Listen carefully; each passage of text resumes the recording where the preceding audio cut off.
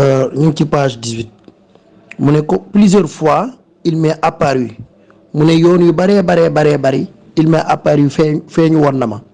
et il me disait le jour où il se présenterait réellement à moi waxoon na ma bis bi nga xam ne ci lay feeñoo dëgg-dëgg ci man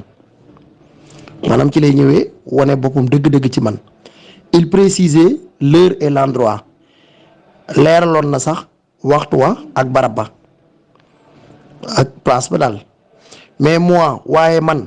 la première fois que je le vis réellement yoonu njëkk woo ma ko gisee dëgg-dëgg je pris peur ragaloon naa fii yaa ngi gis verbe yi vie passé simple lañ ko conjugué verbe voir la ñu conjugué ko passé simple pris verbe prendre la ñu conjugué ko passé simple mooy jëf ju jeex te yàggul daal nga xam ne maîtriser nga jeexaay bi dafa gaaw loolu mooy passé simple mooy lu weesu te gaaw waaye lu weesu te gaawut lool wala ni mu jeexee daal xamay woo ko noonu kooku imparfait ngay def imparfait moo tax gis nga il précisait l'heure et l'endroit préciser imparfait la mais moi la première fois que je le vis réellement yoonu njëkk yi ma ko gisee woon dëgg-dëgg je pris peur ragaloon naa ñaar yooyu passé simple lañ je le tenais pour un serpent ma jàppee woon ko comme jaan tenir boobu verbe tenir la ñu conjugué ko imparfait je le tenais pour un serpent ma jàppoon ko comme jaan comme les autres comme jaan yi et je dû me contenir pour ne pas le tuer waaye téewoon naa ngir ma bañoon koo rey téewu waroon naa téewu verbe devoir foofu dû verbe devoir lañ conjugué foofu passé simple et je dû me contenir damaa waroon a téewu damaa waroon a téewu pour ne pas le tuer pour bañ koo rey quand il s'aperçut que je ne lui faisais aucun accueil quand il s'aperçut que je ne lui faisais aucun accueil ba mu demee ba séen ba mu demee ba gis ne joxuma ko benn teeru joxuma ko benn gàttandu joxuma ko benn ak ubbeeku maanaam yaatalu ma ko daal yaa ngi gis verbe s'apercevoir lañ conjugué passé simple mu jox ñu quand il s'aperçut que je ne lui faisais aucun accueil defuma ko woon benn gàttandu ma ko woon ci dara yoon moom mu njëkkee dikkalee dëgg-dëgg gàttandu ma ko ci dara il se détourna mu wëlbatiku et reparti jëlaat par où il était venu fa nga xam ne fa la bàyyeekoo woon et moi man nag je le regardais s'en aller maa ngi doon ko xool muy dem et je continuais de me demander may wéyal di laaj si je n'aurais pas dû bonnement le tuer ndax wuruma woon a facilement bonnement mooy facilement rek simplement bonnement mooy simplement ndax mu wuruma woon a simplement la rey ko rek ndax wuruma woon a simplement rey ko may wéy di laaj sama bopp naan waaw ndax man wuruma woon a wéy rey ko rek simplement je n'aurais pas dû loolu conditionnel passé la yaa ngi dégg verbe avoir wala être ngay conjugué conditionnel présent plus participe passé je n'aurais pas dû bonnement le tuer ndax waruma ko woon a rey fa simplement mais une force plus puissante waaye doole bu gën a rëy que ma volonté sama coobare ma retenir doon na ma téye mais une force plus puissante que ma volonté me retenir waaye kattan mais une force plus puissante waaye doole wala kattan bu gën a ëpp doole kattan wala doole bu ëpp doole sama coobare téye woon ma et m'empêcher daan may xañ de le poursuivre ngir ma topp ko kon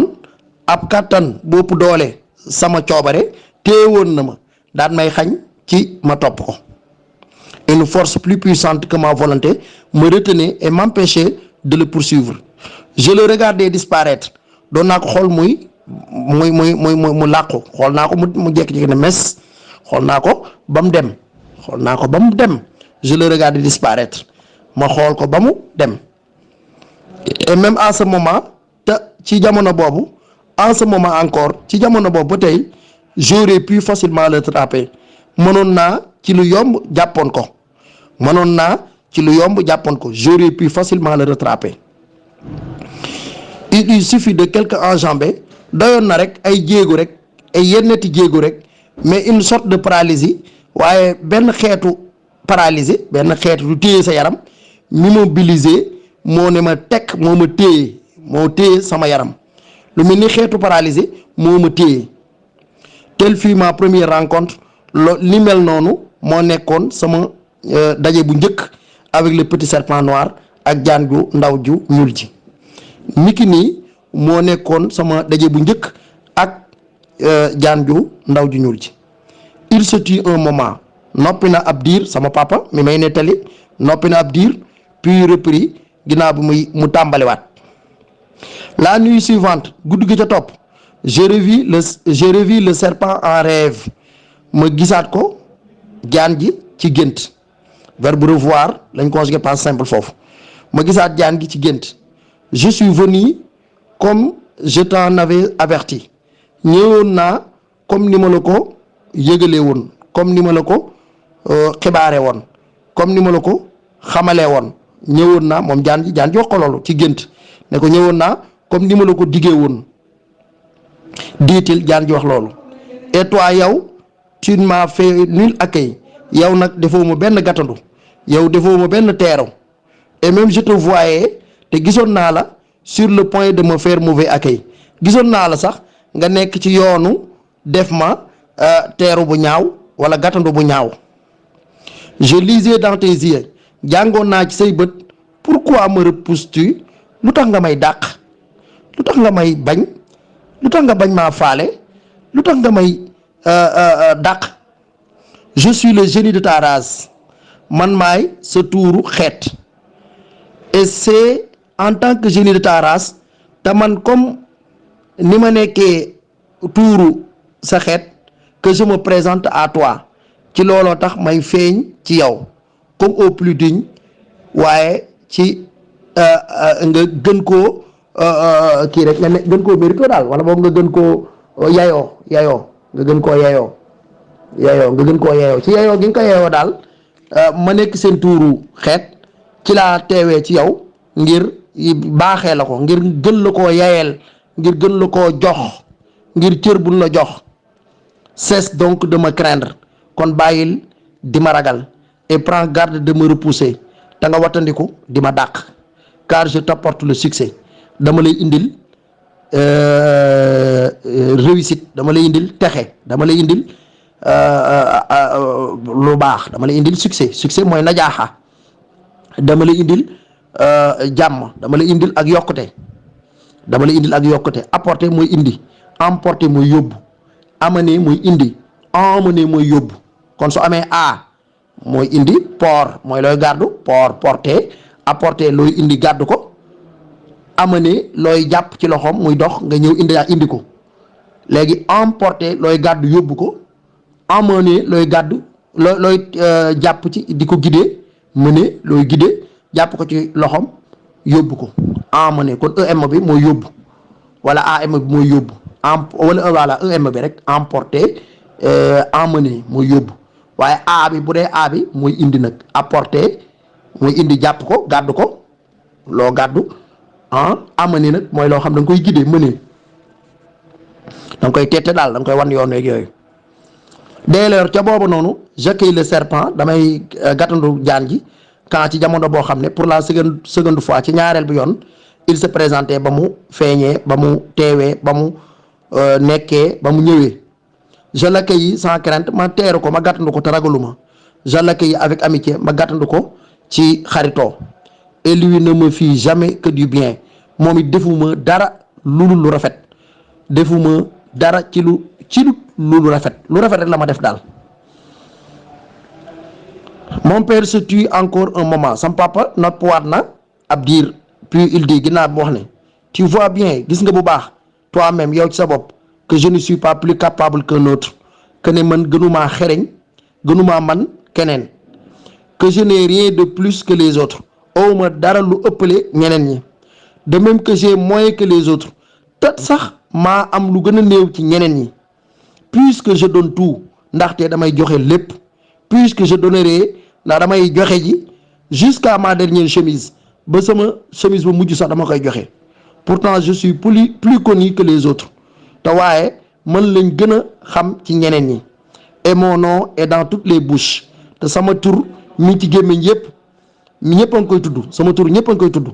et c'est moi qui règne sur tous les forgerons des 5 cantons du cercle te man maa jiite mboolem tëgg yi nekk ci juróomi canton du cercle yi ci juróomi région yi rek bu noonu léegi la s'il en est ainsi kon nag ci noonu lii nii bu amee kon nag lii bu amee c'est par la grâce seule de ce serpent kenn rek moo ko waral mooy jaan ji génie de notre race muy rabu suñu xeet c'est à ce serpent kon jaan ji que je dois tout moom laa warlul lu bari warlul naa ko lu bari war naa koo defal lu bari et c'est lui moom tamit c'est lui aussi moom tamit qui m'avertit tout moo may xabaare moo may dégtal lépp ainsi je ne m'étonne point moo tax du ma jaaxle ci dara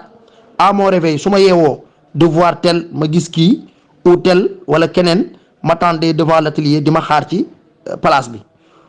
moo tax dara du ma jaaxal su ma gisee diw wala keneen mu may xaar ci mbaar mi du ma jaaxal ndax fekk ne tuuru suñu xeet bi xamal na ma ko xibaare na ma ko ndax moom moo yeeyu lépp ndax warlu naa ko lu bari ndax li ma defal ndax man gënuma fee xereñ gënuma fee ëppale maa gën a néew la sax ndax damay joxe lépp waaye teewul ñëpp may xam ñëpp may tudd te maay buuru kii yi ni ñu ko waxee sax maay kilifa tëgg yi ci juróomi canton du cercle yi loolu nag li ko waral nag mooy jaan ji moo may avertir ci lépp moo may xibaare lépp may teel a jël samay matuwaay moo duma jaaxle ci dara je sais que tel ou tel sera là danaa xam sax kan ak kan mooy ñëwi moo fi nekk je ne m'étonne pas davantage du ma jaaxle ba tayaat de voir se produire tel ou tel panne de moto ou de vélo du ma jaaxle tamit ci gis pannu moto bi wala vélo bi loolu du ma ci jaaxle du ma jaaxle gis moto bi wala vélo bi di panne du ma ci jaaxle ndax fekk na waxoon na ma ko lu jiitu ou tel accident d'horlogerie wala benn accident ci machine bu xew ci liggéey bi ci mbaar mi dinaa ko xam ndax lu ci bari daf ma koy wax d'avance lu jiitu je savais ce qui surviendra dinaa xamoon naa liy ñëw ji lu jiitu xamoon naa luy ñëw ji tout m'a été dicté lépp xamaloon nañ ma ko au cours de la nuit ca diiru guddi ga et ci loolu par la même occasion ci même force bi ci même occasion bi tout le travail que j'aurai à faire bépp liggéey bu ma war a def tamit bépp liggéey bu ma war a defi ji dana ma ko xamal avoir à mooy loo war a def loo war a def ak même tamit ci noonu liggéey bu ma war a defi tamit dama koy wax si bien que d'emblée ci noonu ci tàmbali rek sans avoir à y réfléchir lu dul rek may tàmbali di ci xalaat ci loolu sax je sais xam naa comment je remédierai à ce qu'on me présente dinaa xam naka laay defaraatee lii ñu ma gaaral lii ñu ma teewal et c'est cela qui a établi ma renommée d'artisan c'est ce qui a établi ma renommée d'artisan te loolu kat moom moo teg ciwte gi ma am ci wàllu liggéey bii may liggéey muy artisan mais kon waaye dis-le toi bien wax ko sa bopp bu baax xamalal sa bopp bu baax tout cela lii lépp je le dois au serpent warlu naa ko jaan ji lii lépp daal su ma ko melee wala ma am ko wala man koo doon kon lépp jaan ji moo ko waral kon am na lu ma ko warlul je le dois au génie de notre race warlul naa ko am na lu ma ko amel moom suñu tuuru xeet wi il se tue noppi la je suis alors pourquoi xamoon naa lu tax sam papa daal di noppi te xamoon naa lu tax quand mon père revenait de promenade lii taxoon jamono bu sama papa jugee woon ci ab doxantu et entré dans l'atelier dugg ci mbaar mi il pouvait dire aux apprentis daan na mën a wax ñi muy liggéeyal muy apprentis yi en mon absence ci sama wuute bi ma fi nekkutoon un tel ou un tel est venu am na diw wala diw ku ñëwoon il était vêtu de telle façon lii la soloon na nangam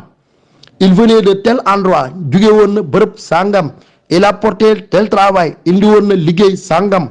et tous ñëpp s'émerveillaient fort ñëpp daal di jaaxle bu mag de cet étrange savoir ci xam-xam bu tumranke bi yow ne ko fi ñëw xam li xew sa ginnaaw ñun kay léegi kay xam naa léegi li tax sam papa daan xam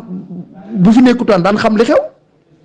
à présent léegi je comprenais xam naa d'où mon père tirait sa connaissance fan la sam papa doon jëlee xam-xamam des événements ci mbir yi d'où mon père tirait sa connaissance des événements fan la sam papa daan jëlee xam-xam ci xew-xew yi